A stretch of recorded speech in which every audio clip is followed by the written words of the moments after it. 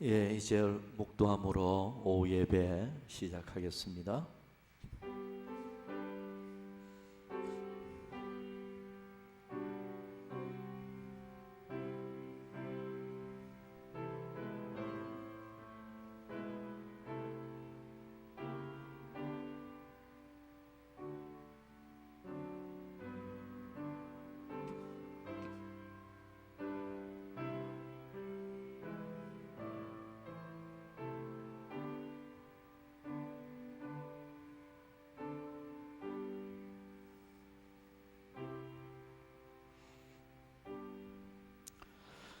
거룩하신 하나님 우리 아버지, 이 오후 시간도 하나님께 영광 돌리며 예배 드리게 해주시니 감사합니다. 예배 드리는 자에게 언제나 임재하시고 복 주시기를 원하시는 하나님, 이 시간도 참여한 심령들에게 신령한 은혜로 채워 주옵소서. 끝마칠 때까지 주께 모든 것 맡기옵고 예수님의 이름으로 기원하옵나이다. 아멘. 찬송가 312장 부르고 나서 서미애 권사님 기도해 주시겠습니다.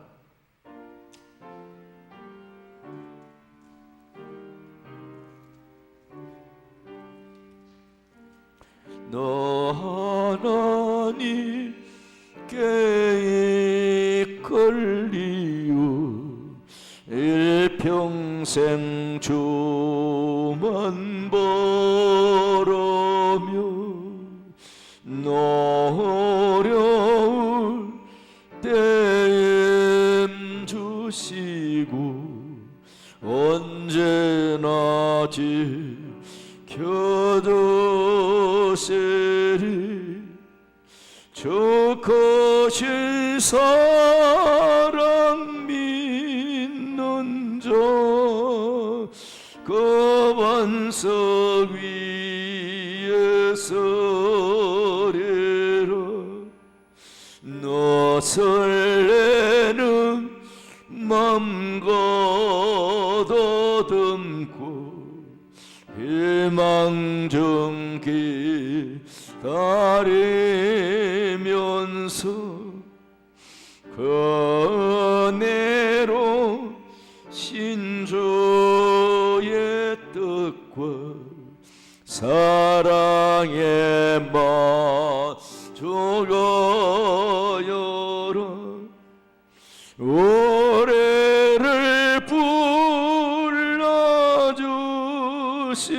주 마음에 소원하신다. 저 찬양하고 기도하며 내 본부님 서더러. 저 약속하신 모든 은혜 내게서 이루어지리라. 참되고 의지하는 자 주께서 기억하시리.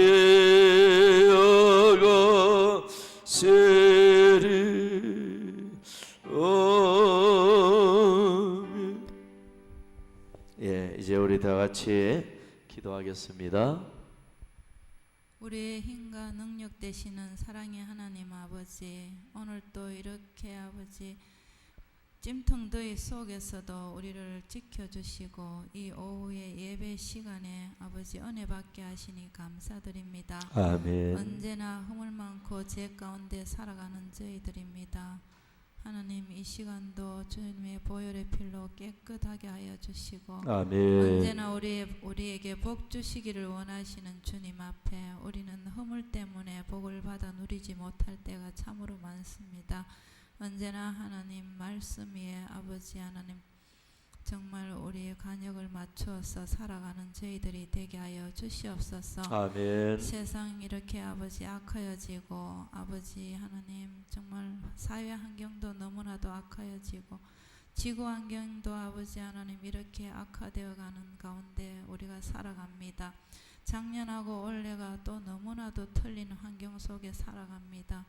주님, 이 모든 것들이 우리 인간이 교만하여서 이렇게 아버지 환경을 아버지여 변화시킨 것 같사오니 이 시간도 주님께 아버지 정말 구하오니 우리가 살아갈 수 있는 환경을 허락하여 주시옵소서. 아멘. 아버지 하나님 정말 천재지변에서도 사람이 죽고 또 아버지 전쟁으로 또 사람이 죽어가고 아버지 불볕더위로 이렇게 우리가 힘들게 살아갑니다.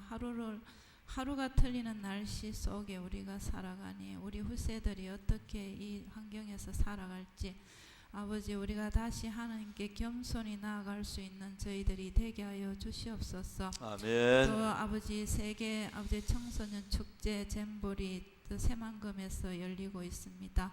세계적인 망신을 당하고 있는 것 같사오니 하나님 아버지 언제나 우리 아버지 이 나라를 하나님 지켜주시고 아버지 하나님 이 불볕더위 이상 날씨 기온 가운데서 아버지 개최되어서 아버지 정말로 아버지 망신이 아닌가 싶습니다. 주님이시여 이 모든 아버지 환경에서 아버지 우리를 지켜주시고 그 모든 대회가 안전하게 잘 마칠 수 있도록 주님 도와주시옵소서. 아멘. 사랑이 많으신 하나님 우리 대한민국도 지켜주시고 언제나 대통령께서 아버지 외교에 힘쓰시고 또 남북 문제에 힘쓰시고 또 국민 민생에 힘쓸 수 있는 그런 대통령으로 거듭날 수 있도록 주님 도와주시옵소서. 아멘. 국회도 아버지 합치하여서 뜻을 잘 이루어 나가는 국회가 되게 하여 주시고 모든 일들을 잘 풀어나갈 수 있도록 주님 도와주시옵소서. 아멘. 하나님 우리 서부교회도 아버지여 이제 우리 목사님 임기가 얼마 남지 않은 가운데 있습니다. 지금까지 수고하신 대로 하나님께서 갚아주시고 아버지여 노년에 또 하나님 아버지여 어떤 일을 우리 목사님께 주실지 모르겠지만 늘 하나님 은혜 가운데 아버지 성령의 충만함으로 또 남은 여생을 아버지 하나님 잘 보내실 수 있도록 주님 도와주시옵소서. 아멘. 우리 또 서북의 새로운 목사님이 아버지 우리에게 합당한 목사님을 아버지 우리 교회에 붙여주시고 더욱더 아버지 발전을 해 나갈 수 있는 귀한 교회로 세워주시옵소서. 아멘. 하나님 우리가 기도할 수 있는 아버지 모든 것들 아버지 정말 기도로 나갈 수밖에 없습니다. 주님께서는 기도하는 모든 것들을 채워주시기를 원하옵고 아버지 우리 서부교회에 또 많은 아버지 가정들 있습니다. 이 무더위를 잘 이겨내게 하시고 가정에 평안을 주시고 또 질병 때문에 고생하는 우리 집산 가정들 한 번 더 하나님께서 생각하여 주셨어.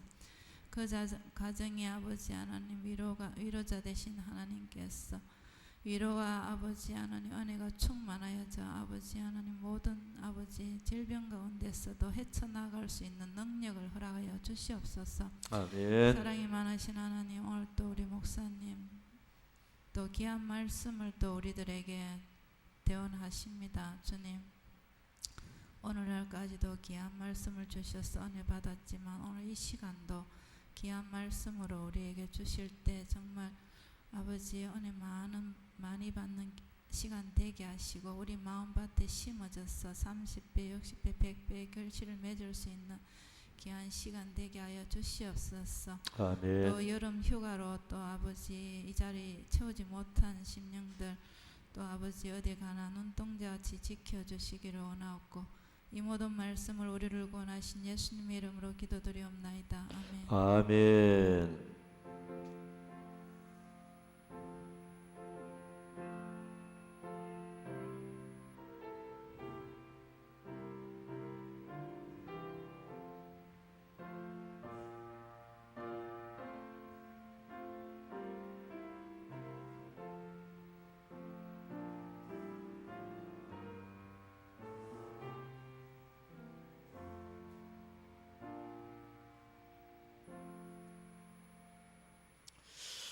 예, 성경 말씀 보도록 하겠습니다.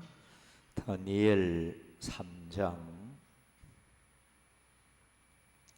다니엘 3장 28절부터 30절까지 보도록 하겠습니다.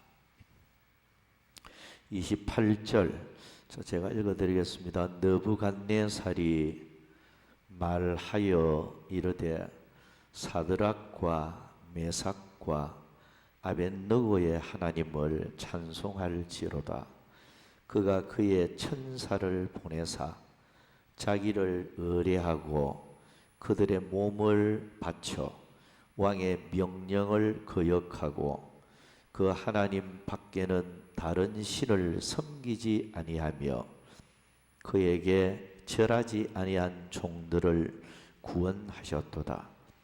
그러므로 내가 이제 조서를 내리노니 각 백성과 각 나라와 각 언어를 말하는 자가 모두 사드락과 메삭과 아벳느고의 하나님께 경솔히 말하거든 그 몸을 쪼개고 그 집을 거름터로 삼을지니 이는 이같이 사람을 구원할 다른 신이 없음이니라 하더라. 왕이 드디어 사드락과 메삭과 아벳느고를 바벨론 지방에서 더욱 높이니라. 아멘.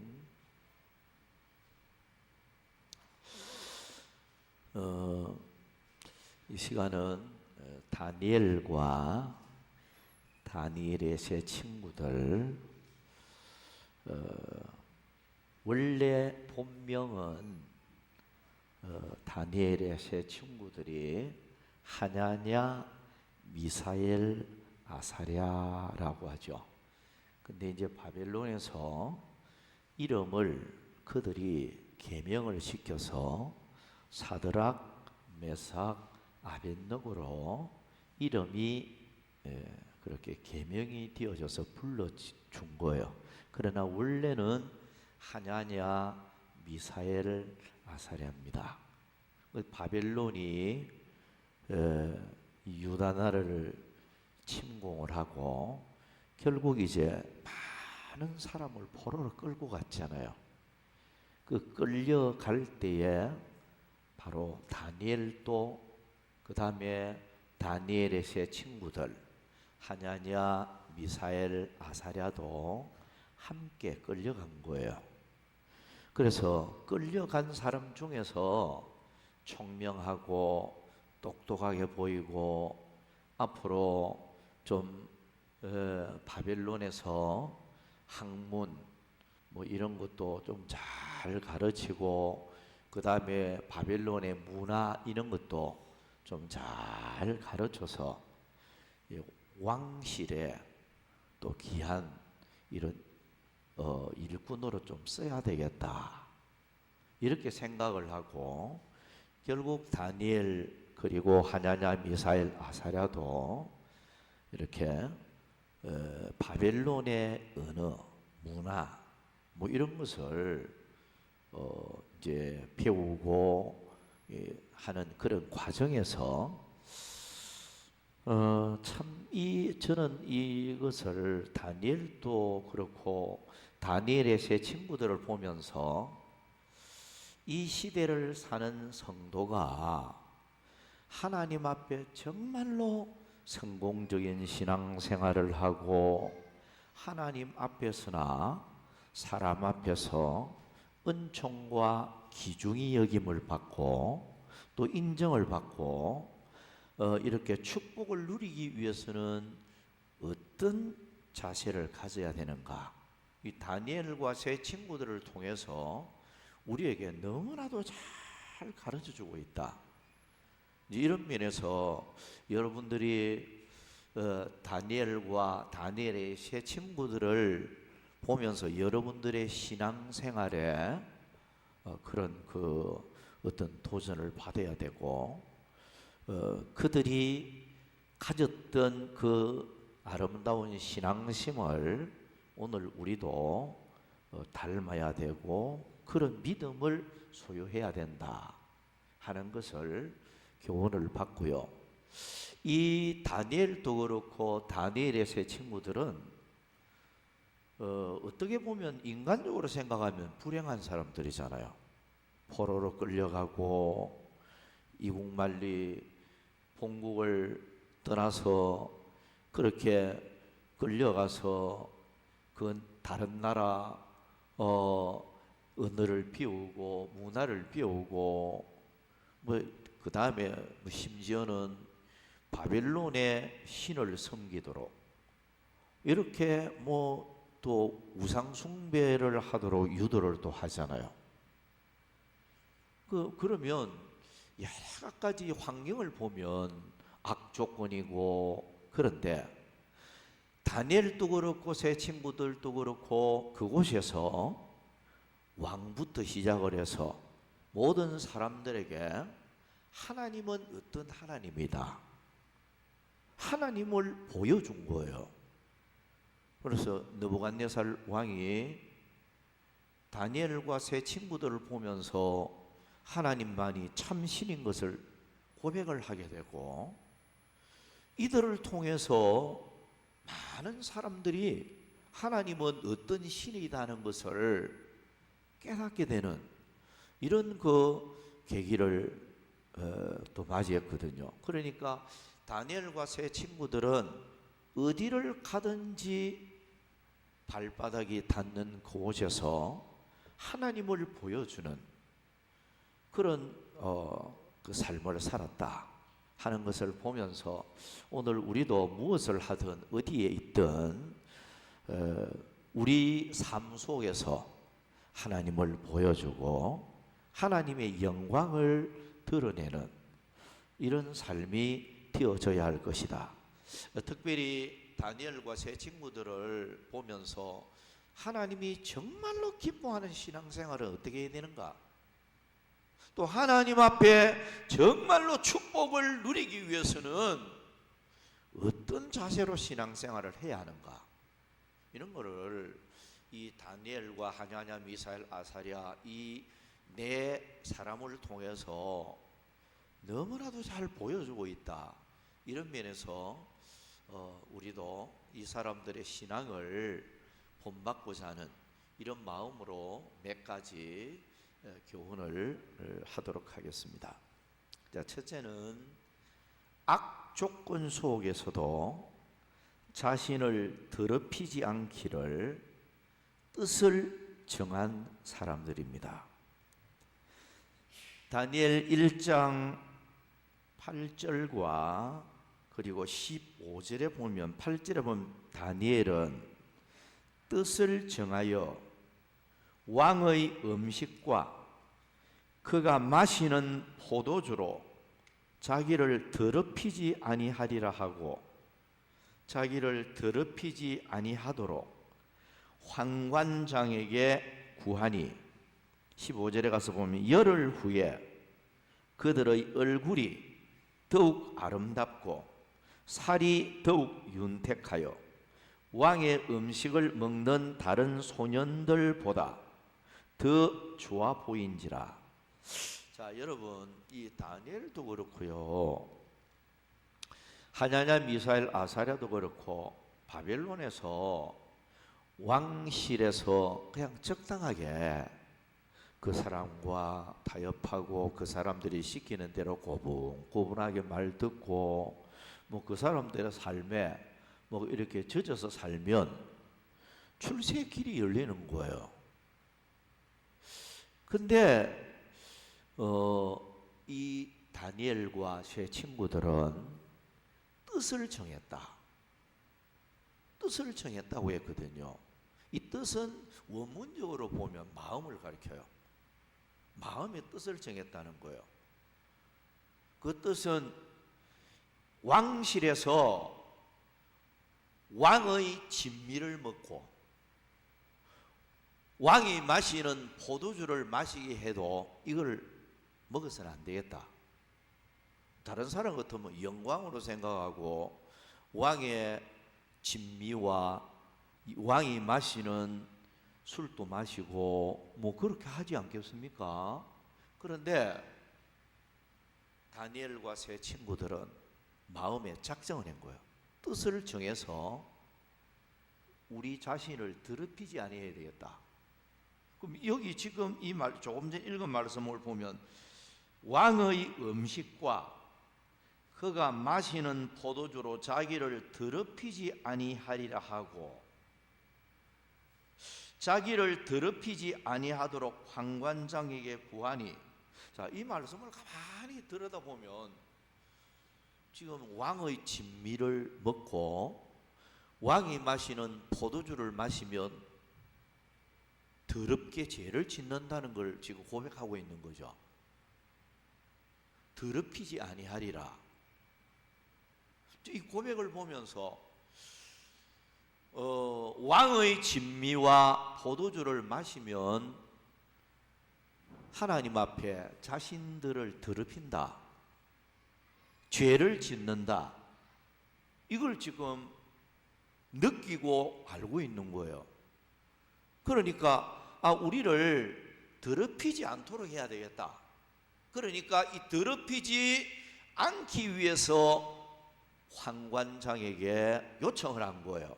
왕의 진미를 우리는 먹으면 더러워지니까, 하나님 앞에 죄를 지으니까 왕의 진미와 포도주를 안 마시도록 해 주십시오. 요청을 그랬단 말이에요.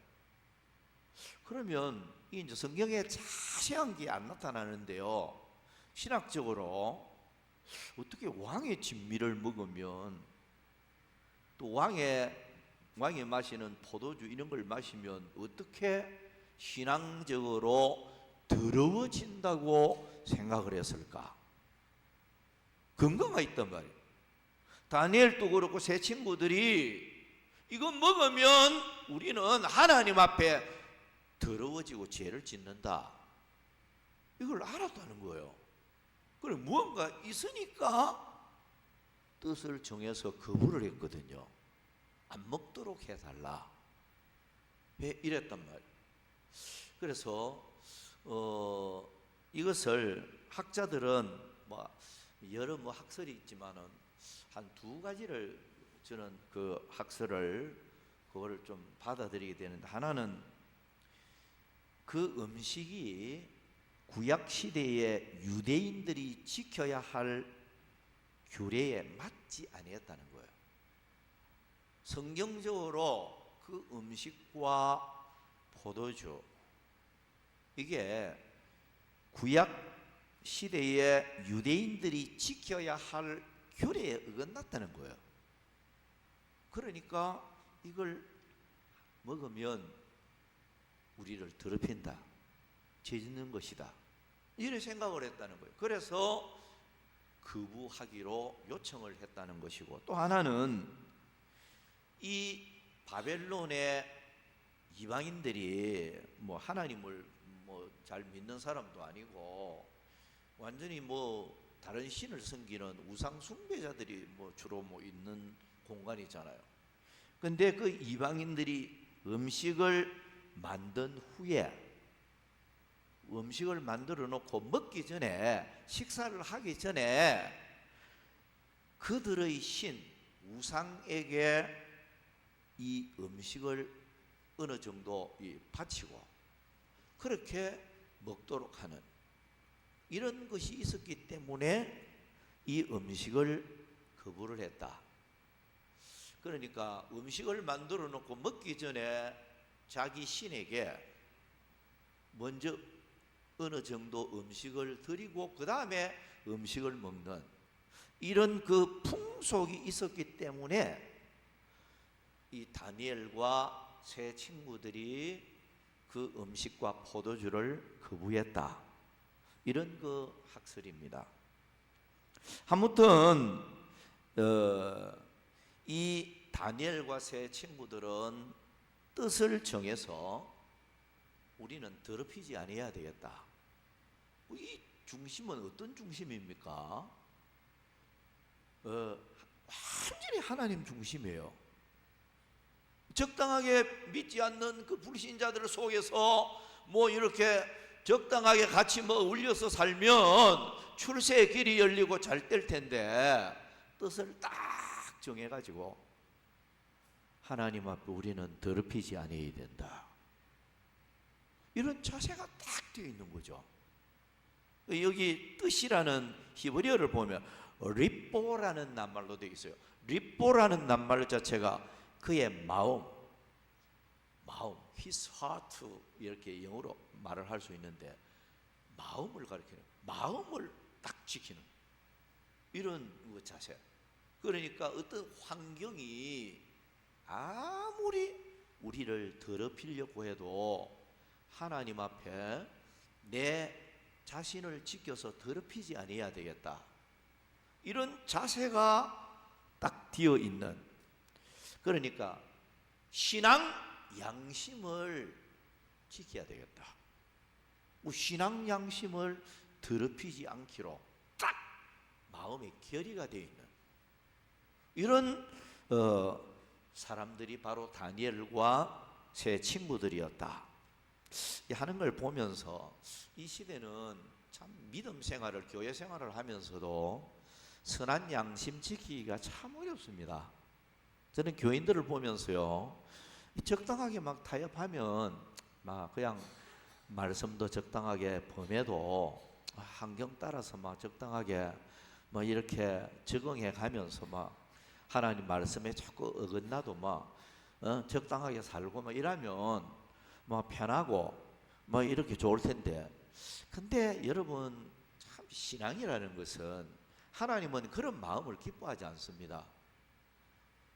환경이 어떤 환경이 되어져도요, 하나님 중심적, 말씀 중심적 이 딱 어떤 자세가 되어 있는 이런 사람을 하나님이 인정해주고 그런 사람을 기뻐한다는 거예요.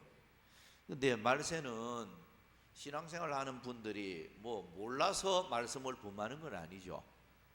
성경 많이 듣고 많이 읽고 알다가 보니까 뭐 신앙생활은 어떻게 해야 된다, 그거 다 아는 거예요. 다 아는데 알면서도 내 자신을 결국 더럽히고 악한 세상과 타협하고 하나님의 말씀을 범하고 결국 내 선한 양심을 버리는 거잖아요.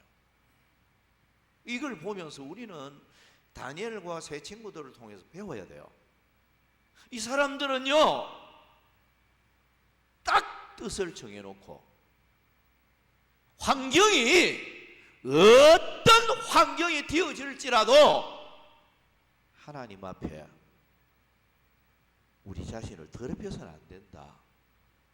선한 양심 이거 버려서는 안 된다. 하나님 중심적, 율법 중심적 요 자세를 우리가 버려서는 안 된다. 이런 마음의 자세가 딱 되어 있는 사람들이에요. 자, 우리가 디모데전서 1장 19절에 보면 믿음과 착한 양심을 가지라. 어떤 이들은 이 양심을 버렸고 그 믿음에 관하여는 파선하였느니라. 자, 양심을 버렸다. 여러분 믿음 생활하는 사람도 양심 버릴 수 있습니다. 믿음 조금 전에 표현했듯이 뭐 성경 많이 읽기도 하고 워낙 많이 듣고 배우고 알아서요, 하나님 말씀대로 사는 방법은 뭐 우리가 모르는 게 아니고 다 알아요. 아는데도 선한 양심을 버리는 거예요. 그냥 버리고 적당하게 뭐 타협해 버리고 불순종하고 말씀 범하고 이렇게 살아가는 그런 모습이 되어질 때가 많다는 거예요. 근데 여기 보면 조금 전에 읽은 말씀 그대로 버렸고라는 말 자체가 원문적으로 보면 헬라어를 보면 아포사메노이라고 되어 있는데요, 아포사메노이라는 말 자체가 멀리 밖으로 던져버리다, 또 밖으로 밀어내다, 이런 의미를 가지고 있는 거예요. 그러니까 배를 타고 가다가 배에서 아주 기중품 있잖아요. 이거를 멀리 밖으로 내 던져버리는, 배에서 밖으로 바다로 던져버리는 거, 그리고 밖으로 밀어내버리는 거, 그거를 가리키는 거예요. 이 양심을 버리는 거, 선한 양심을 버리는 거. 자, 우리가 천성을 향해서 어떻게 보면 이 바다 같은 세상을 이제 지나가면서 천성을 향하고 있어요. 가다가 양심을 그냥 내버리는 거예요. 예. 내버리다 보니까 결국은 배가 꼭 산산조각이 나는, 그래서 여기 보면 믿음에 관하여는 파선하였느니라. 배로 말하면 믿음의 배가 그냥 부서져 버린다는 거예요. 여러분, 선한 양심을 지키고, 양심을 딱 지키고 내가 뜻을 정해가지고 바로 살아야 믿음의 배가 부서지지 않고 잘 앞으로 나아갈 수가 있는데, 선한 양심을 버렸다. 그래서 믿음에 관하여는 파선하였느니라. 배가 그냥 부서져 버려. 여러분, 신앙생활은요, 말씀 따라 말씀 딱 붙잡고 말씀 따라 선한 양심 지키고 살다가 보면 항상 은혜에 머물러 있고, 믿음이 병이 안 들고요, 믿음도 또 성장하고요, 하나님 앞에 더 귀하게 쓰임도 받고요, 축복도 더 많이 주시고요. 그런데 반대로 뭐 양심도, 선한 양심도 내던져버리고 말씀의 테두리를 벗어나서 말씀도 범하고 불순종해버리고 그냥 적당하게 내 자신을 타협하며 더럽히다가 보면, 첫째는 내 믿음이 파선을 합니다. 믿음이 부서져 버려요.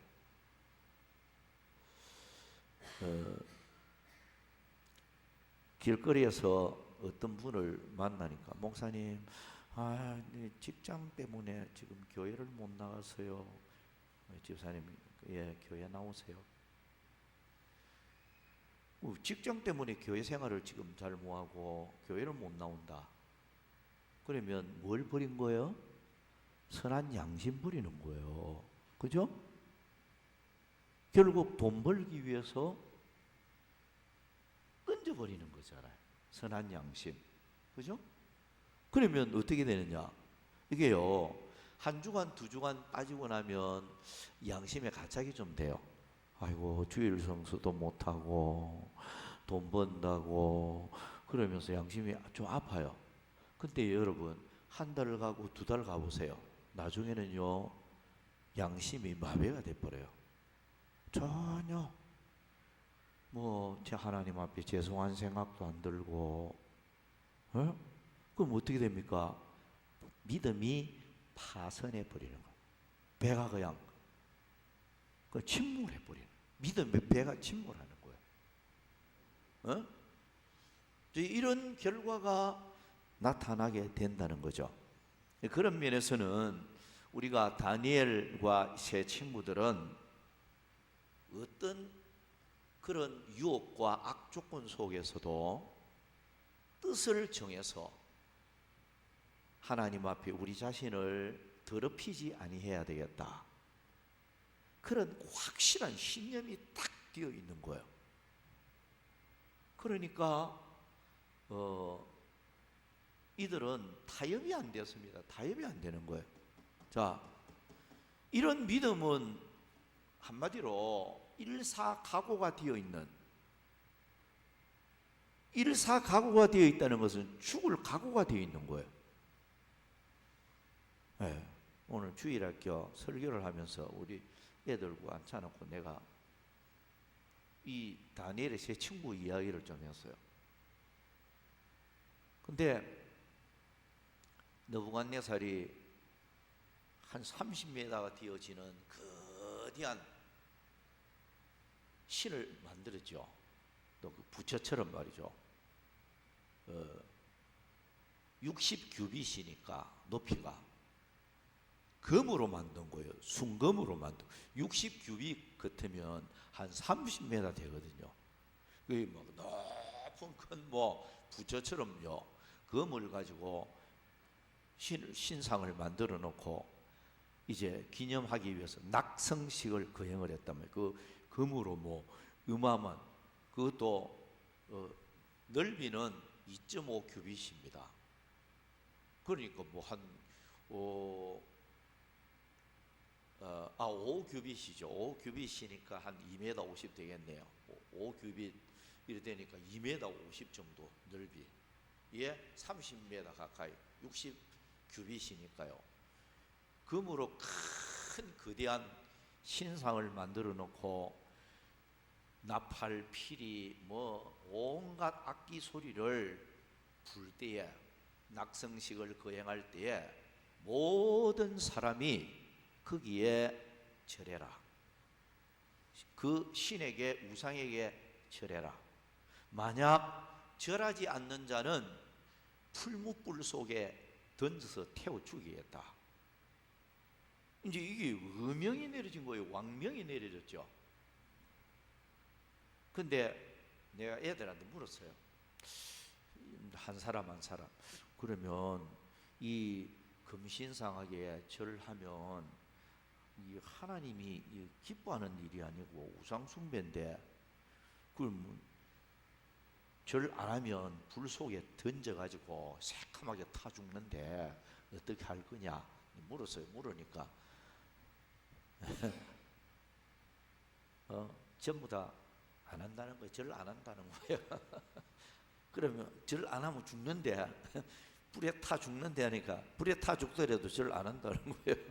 하는 말이 그럼 뭐 할아버지도 절 안 할 거 아닙니까? 이러는 거예요.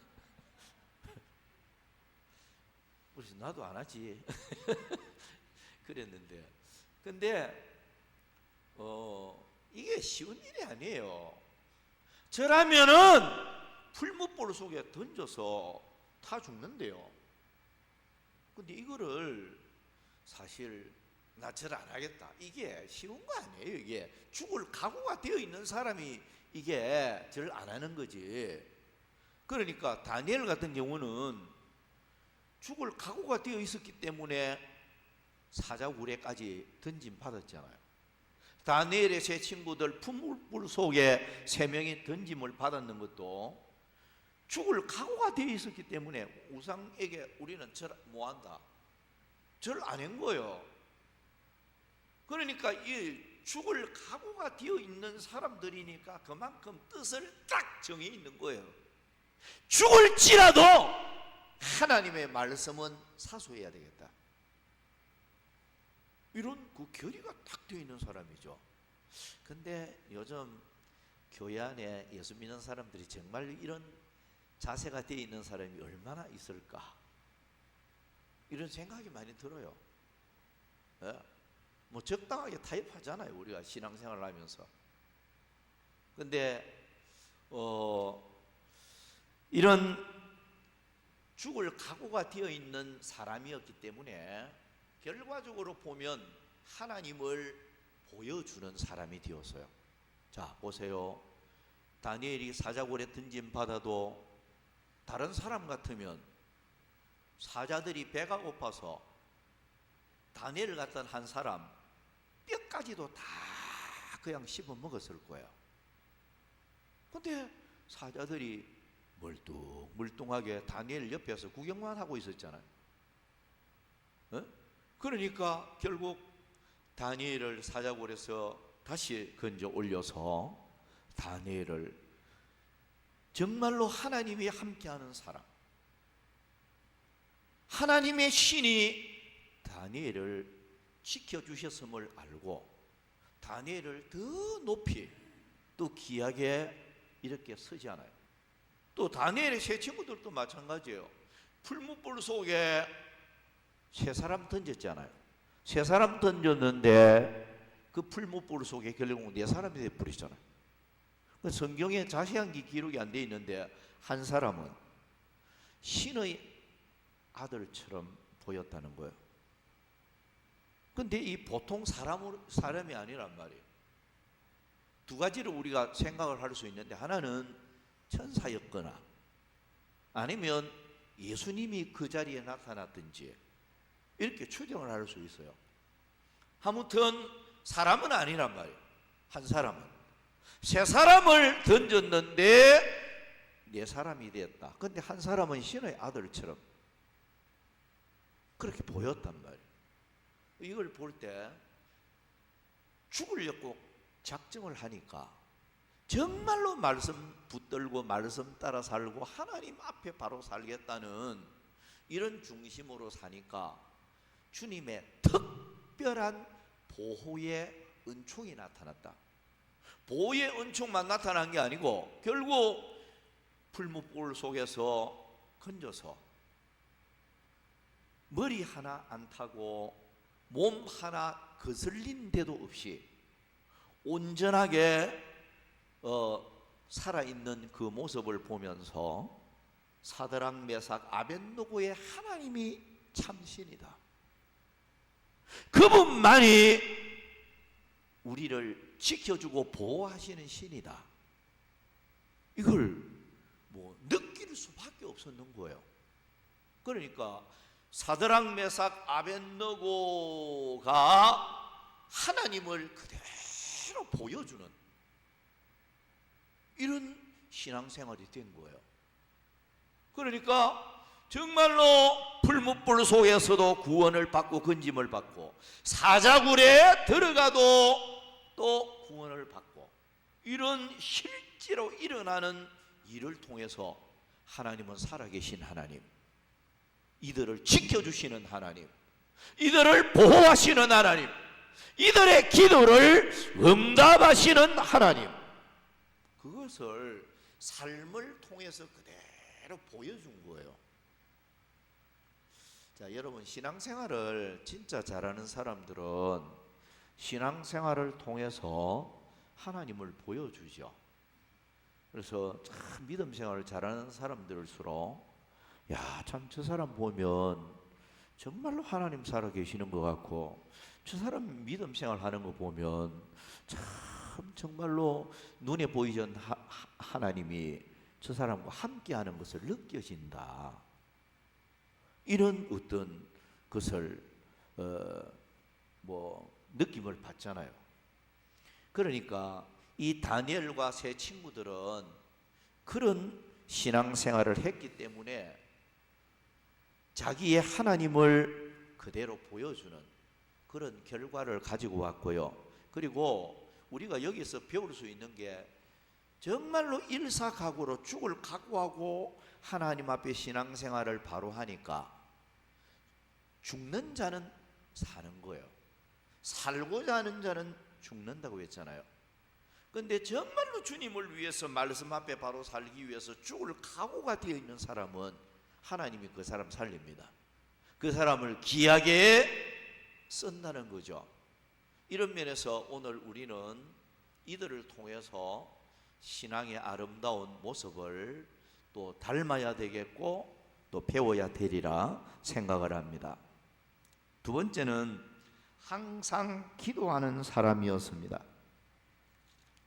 다니엘 2장 17절 18절에 보면 이에 다니엘이 자기 집으로 돌아가서 그 친구 하나냐와 미사엘과 아사랴에게 이 일을 알리고 하늘에 계신 하나님이 이 은밀한 일에 대하여 불쌍히 여기사 다니엘과 친구들이 바벨론의 다른 지혜자들과 함께 죽임을 당하지 않게 하시기를 그들로 하여금 구하게 하니라. 자, 다니엘도 기도하는 사람이었고요. 하루에 3번씩 예루살렘을 향하는 창문을 열어놓고 꼭 기도 시간을 정해놓고 기도했잖아요. 다니엘만 이런 기도하는 사람이 아니었고요. 다니엘의 세 친구들도 다 다니엘을 닮아서 그런지 몰라도 항상 기도하는 사람들이어서요. 어떤 일을 만나도 기도하는 이런 사람들이었다. 자, 우리가 이 모습을 보면서 우리들도 이 세상을 살아가는 동안에 항상 주님께 맡기고 기도하고 주님께 도움을 요청하는 이런 기도가 끊임없이 이어져야 된다. 그리고 이 사람들을 보면서 기도하는 자는 결국 승리한다. 이걸 보여주죠. 다니엘도 기도하면 사자굴에 들어갈 줄 알면서도 기도하잖아요. 제 친구들도 마찬가지고 결국 기도하는 사람은 승리한다. 이걸 우리에게 교훈을 해주고 있는 것입니다. 역대하 26장 5절에 보면 스가랴가 사는 날에 하나님을 찾았고 그가 여호와를 찾을 동안에는 하나님이 형통하게 하셨더라. 야고보 5장 17절을 보면 엘리야의 기도는 우리와 성정이 같은 사람이지만 엘리야가 기도할 때 3년 6개월 동안 땅에 비가 오지 아니했고 다시 기도할 때 비가 내렸다고 했잖아요. 그러니까 기도가 있는 사람은 결국은 축복의 열매를 맺게 된다. 자, 다니엘이나 새 친구들을 보면서 끊임없이 기도하는, 어떤 환경이 돼도 기도하는, 이런 기도하는 사람은 망하지 않는다. 결국은 축복을 받는다. 이런 교훈을 받게 됩니다. 일본에 그 오사카 교회가 있는데요.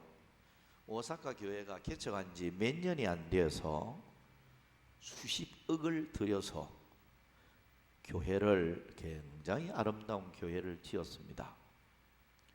그런데 그 지은 어떤 사연이라고 할까요? 그 사연이 있어요. 거기 이제 이름이, 남편 이름은 하시모토라는 집사님인데요. 하시모토라는 이 집사님 와이프가 한국 사람이에요. 한국 사람인데 일본에 우리 한국 사람들이 또 많이 살고 있잖아요. 근데 이제 그러다 보니까 이 한국 사람이다 보니까 일본에서 참 한국 사람들이 참 이렇게 또 모여서 예배 드릴 수 있는 좋은 그런 교회가 있으면 좋겠다 싶은 생각이 들다가 보니까 이제 하나님 앞에 기도할 때마다 그 기도 제목이 된 거예요. 하나님, 정말로 좋은 교회를 지어서 우리 한국에 있는 한국 우리 사람들이 일본에서 살고 있는 이런 오사카 지역에도 참 많은 사람들이 있는데 같이 모여서 예배도 드리고 할 수 있는 그런 예배당이 참 하나 있었으면 좋겠어요. 하나님, 나의 소원은 이 예배당을 하나님이 지어주는 것이 소원입니다 하고 기도를 하니까 이 집에 어린 딸내미가 유치원에 나가는 딸내미인데 유치원에 갔는데 유치원에서 선생님이 나의 소원이라는 주제로 글을 적도록 했는 거예요. 글, 나의 소원. 그 나의 소원에 대해서 자기 소원이 무엇든지 좋으니까 글을 적어내라. 그럼 상을 주겠다. 근데 이 집에 유치원 애가 글을 적었는 거예요. 적었는데 이거를 자기 일기장에다가 이걸 적은 거예요. 일기장에 적었는데 일기장을 이 아빠가 우연히 일기장을 읽게 되었어요. 읽게 됐는데 일기장을 가만히 일기를 읽어보는데 오늘은 선생님이 나의 소원이라는 글짓기를 하도록 했다. 근데 나의 소원은 하나 있다. 나의 소원은 우리 엄마 소원하고 똑같은 소원이다. 우리 엄마가 여기 교회당을 하나 꼭 되었으면 좋겠다. 그것 때문에 소원으로 내 엄마는 기도했다. 우리 엄마의 소원하고 나는 똑같은 소원이다. 그러면서 그걸 일기장에 적은 거예요. 그 아빠가 이걸 읽으면서 순간적으로 막 감동이 온 거예요. 감동이 와서 그래, 내가 이 예배당을 지어서 그렇게 해야 되겠다. 그래서 수십억을 들여서 오사카 교회를 지었던 거예요. 그러니까 결국 엄마의 기도, 어린 딸의 기도, 그 기도가 소원이 되어져서 하나님께 부르짖으니까 결국은 현실로 이루어지는, 그걸 그대로 보여주는 거예요. 그래서 여러분, 이 기도라는 것은 그만큼 중요하다. 다니엘과 세 친구들은 항상 기도하는 사람이었기 때문에 결국 더 지극히 높임을 받았고 형통하게 살았고, 결국은 하나님을 보여주면서 이렇게 많은 사람들에게 감동을 주는 그런 신앙생활을 했다. 이렇게 볼 수가 있습니다. 자, 하나만 간단하게 전하고 끝을 맺도록 하겠습니다. 왕의 명령을 거역한 사람들입니다. 다니엘 3장 28절에 보면 몸을 바쳐 왕의 명령을 거역하고, 자, 왕의 왕명을 거역을 했다. 이것은 어떤 중요한 교훈을 주고 있는 것입니까? 왕명을 어겼다. 자, 여기에는 몇 가지 우리가 중요한 교훈을 받게 됩니다. 하나는 사람을 의뢰하지 않고 오직 하나님만 의뢰했다. 이걸 우리가 교훈을 받게 됩니다. 하나님만 전적 의지하는, 왕도 의지하지 않고 사람을 의지하지 않고 오직 하나님만 전적으로 의지하는 이런 자세가 되어 있었기 때문에 왕명을 어겼다는 거죠. 또 하나는 주를 위해 모든 것을 포기하고 버릴 수 있는 이런 사람들이어서요. 다니엘 3장 28절에 보면 그들의 몸을 바쳐 왕의 명령을 거역하고, 그러니까 생명도 드릴 수 있는 이런 어떤 자세가 되어 있었기 때문이라는 거죠. 세 번째는 불의와 타협하지 않음을 보여줍니다. 역시 28절에 보면 그에게 절하지 아니한 종들을 구원하셨도다. 우상에게 절대로 절하거나 그렇게 하지 아니했다. 왕명을 어겨서 이렇게 하나님 앞에 바른 신앙을 지키고자 하는 이런 자세를 가졌다는 거예요. 마지막 작은 네 번째는 하나님의 보호하심과 그 사랑을 믿는 신앙을 보여줍니다. 하나님 말씀 따라 살면 하나님이 지켜줄 거다. 하나님이 보호해 주실 것이다. 이런 그 확신을 가지고 그들은 풀무불 속에 던짐을 받을지라도 하나님은 건져 주실 것이다. 그러나 그리 아니하실지라도, 다시 말하면 풀무불에 죄가 되어 죽을지라도 우리는 하나님의 말씀을 품하고 우상 숭배할 수 없다. 우리 자신을 더럽힐 수 없다. 이런 확고한 믿음이 되어져 있었기 때문에 그들은 이렇게 풀무불 속에서도 건짐을 받는 그런 결과로 나타났다. 이렇게 볼 수가 있습니다. 자, 전체적으로 말을 맺으면서요, 여러분, 우리가 다니엘과 하냐냐, 미사엘, 아사랴를 보면서 오늘을 살아가는 우리들이 꼭 전수받아야 할 신앙심들이 아닌가, 이런 생각이 들어요. 다니엘과 세 친구들은 자기 자신들을 더럽히지 않고 하나님 앞에 선한 양심을 딱 지키려고 하는 이런 뜻이 정해져 있는 사람들이어서요. 그러니까 어떤 유혹과 어떤 시험이 와도 하나님 앞에 선한 양심을 끝까지 지키고자 하는 이런 마음을 가졌다. 그들은 일사각오의 신앙으로 죽을 각오가 되어 있는, 하나님의 말씀대로 살다가 죽으면 죽겠다, 이런 자세가 딱 되어 있는 사람들이었기 때문에 그 위기 가운데서도 하나님을 보여주는 이런 사람들이었고요. 그리고 그들은 언제나 항상 기도하는 사람들이었다. 어디에 있든지 무엇을 하든지 하나님께 도움을 요청하고 기도하는 사람이었다. 그리고 그들은 사람을 의지하지 않았다. 왕을 의지하는 것도 아니고 하나님만 전적 의지하는 이런 자세를 가졌기 때문에 하나님께서는 그들을 지극히 높여 이렇게 귀하게 쓰셨고요.